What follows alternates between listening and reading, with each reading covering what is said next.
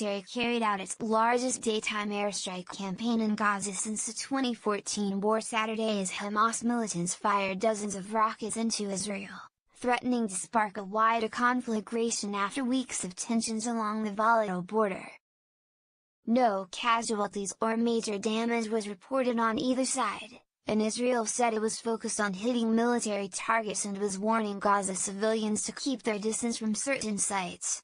But it still marked a significant flare-up after a long period of a generally low-level, simmering conflict. Lieutenant Colonel Jonathan Conricus said the latest Israeli sortie, the third of the day, struck some 40 Hamas targets including tunnels, logistical centers and a Hamas battalion headquarters. He said the escalation was the result of the sustained Hamas rocket attacks, its fomenting of violence along the border and its campaign of launching incendiary kites and balloons that have devastated Israeli farmlands and nature reserves.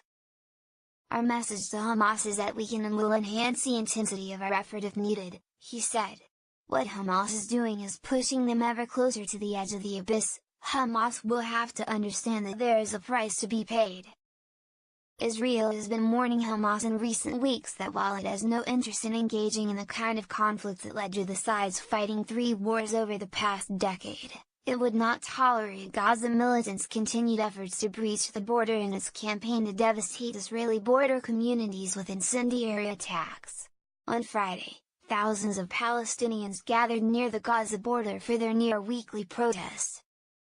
A 15-year-old Palestinian who tried to climb over the fence into Israel was shot dead. Later the military said an Israeli officer was moderately wounded by a grenade thrown at him. Gaza's health ministry said Saturday that a 20-year-old struck by gunfire Friday during the protests in the southern Gaza Strip had also died of his wounds.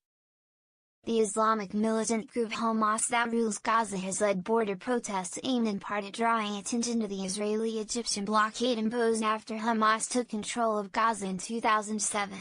The demonstrations have been fueled in large part by pervasive despair caused by the blockade, which has caused widespread economic hardship. Over 130, mostly unarmed, Palestinians have been killed by Israeli fire since protests began on March 30. Israel says it is defending its sovereign border and accuses Hamas of using the protests as cover for attempts to breach the border fence and attack civilians and soldiers. Most recently, it has been struggling to cope with the widespread fires caused by the incendiary kites and balloons floating over the border.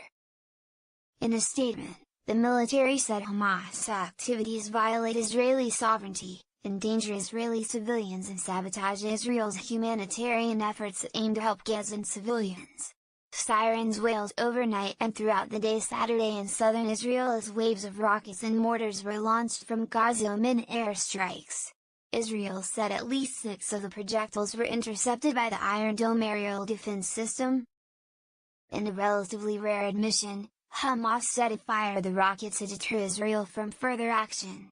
Most of the recent rockets from Gaza have been fired by smaller factions, but Hamas spokesman Fawzi Ibrahim said it was an immediate response that was meant to deliver the message. Israel said more than 30 rockets and mortars were fired early in the day, with fresh barrages resuming each time it attacked. As a precaution, the military shut down a nearby beach. The military said its jets targeted 2 Hamas tunnels as well as other military compounds, including those involved in the production of the kites and balloons.